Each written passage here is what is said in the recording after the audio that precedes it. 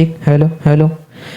नबी যখন মেরাজ রাতে দোজখ দেখতে যায় নবী যখন মেরাজ রাতে দোজখ দেখতে যায় দেখে বেশি বেশি নারী জাতি জ্বলিছে সেথায় দেখে বেশি বেশি নারী জাতি জ্বলিছে সেথায় ফিরে এসে নবী আমার কেঁদে বুক ভাষায় ফিরে এসে নবী আমার কেঁদে বুক ভাষায় মা ফাতেমা নবীর কাছে কারণ জানতে চায় মা ফাতেমা নবীর কাছে কারণ জানতে চায় নবী যখন মিরাজ রাতে দোজখ দেখতে যায় নবী যখন মিরাজ রাতে দোজখ দেখতে যায় দেখে বেশি বেশি নারী জাতি জ্বলেছে সেথায় দেখে বেশি বেশি নারী জাতি জ্বলেছে সেথায়।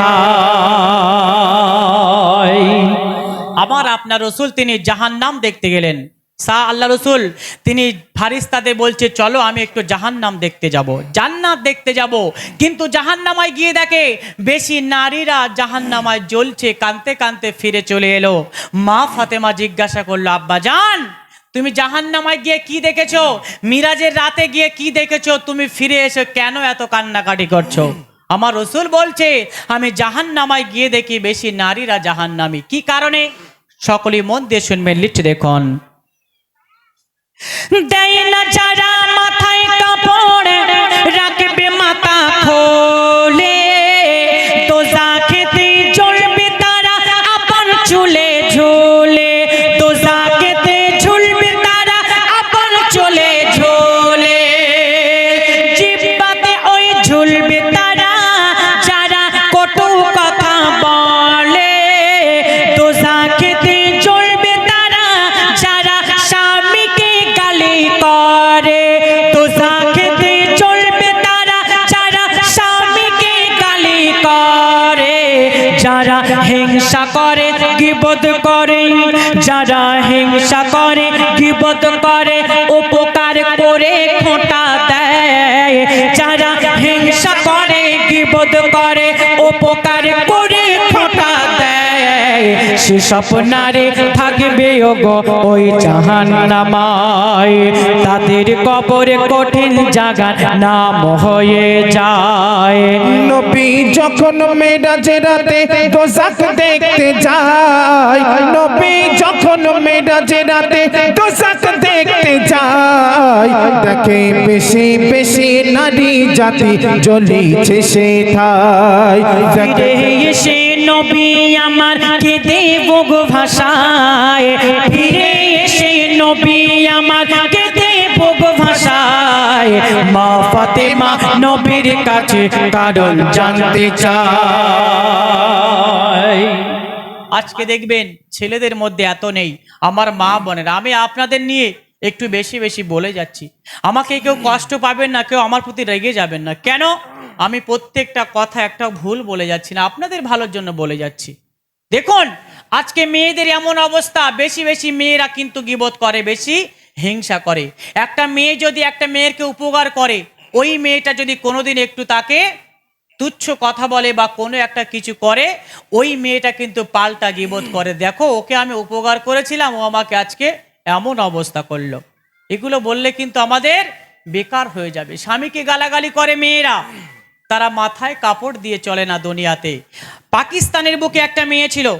তিনি নামাজ পড়তো রোজা রাখতো দান করতো ভালো কাজ করতো কিন্তু তিনি যখন মারা যায় ওই মেয়েটার কবরস্থানে কবর খুঁড়তে গিয়ে কবরবাসীরা কি দেখেছিল মন দিয়ে শুনবেন খুব সুন্দর ঘটনা পাকিস্তানের বুকে লিখে দেখুন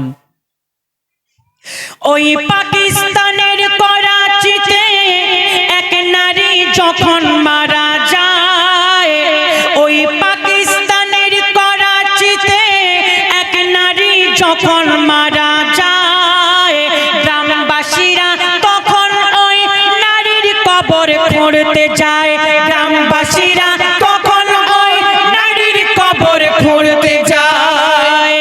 কবর খুঁড়ে তারা তখন অবাক সবাই হয়ে যায় কেন দেখে 70টা সাপ এসে ঘুরছে একটা সাপে এসে ঘুরছে সারা কবরময়, ওই নারীর জন্য আরো দুটি কবর খোঁড়া হয়, ওই নারীর জন্য আরো দুটি কবর খোঁড়া হয়। দেখে প্রথম কবরের মতো সাপ বাহির হয়, দেখে প্রথম কবরের মতো সাপ বাহির হয়। মেয়েটা যখন মারা যায় কবর খুঁড়তে গিয়ে দেখে শুধু সাপ আর সাপ। আলেম ওলামাদেরকে ডাকা হলো, ওই মেয়ের আব্বাজানকেও ডাকা হলো। কেন? ওই মেয়ের আব্বাজানকে ডেকে জিজ্ঞাসা করছে, তোমার মেয়ে তো ভালো ছিল, নামাজ পড়তো, রোজা রাখতো, দান করতো, কিন্তু তোমার মেয়ের কবরে এমন অবস্থা কেন? শেষ কথায় ওই মেয়ের বাপ কি করছে লিখছে দেখুন, আর ওই মেয়েটা কেন এমন অবস্থা হয়েছিল তার কবরে বলছে দেখুন। আলেম ওলামার কথাই সবাই প্রথম কবরে দাফন দেয়, আলেম ওলামার কথাই সবাই প্রথম কবরে দাফন দেয়। ওই মেয়ের বাপকে ডেকে তারা এর কারণ তখন জানতে চায়, সেই মেয়ের বাপকে ধরে তারা এর কারণ তখন জানতে চায়। তখন কি বলে? বলে পড়তো নামাজ, রাখতো রোজা, করিতো সে ইবাদত, চলতো না সে পর্দা করে, এটাই ছিল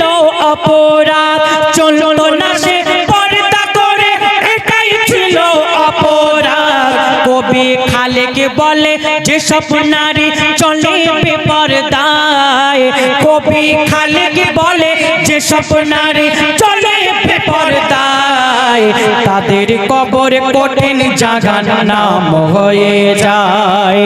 তাদের কবর কঠিন জাগার নাম হয়ে যায়। নবী যখন মেরাজে রাতে দোজখ দেখতে যায়, নবী যখন মেরাজে রাতে দোজখ দেখতে যায়, দেখে বেশি বেশি নারী জাতি জ্বলিছে সেথায়, দেখে বেশি বেশি নারী জাতি জ্বলিছে সেথায়। এসে নবী আমার, ফিরে এসে নবী আমার, কেঁদে বুক ভাষায়, ফিরে এসে নবী আমার, কেঁদে বুক ভাষায়। মা ফাতেমা নবীর কাছে কারণ জানতে চায়।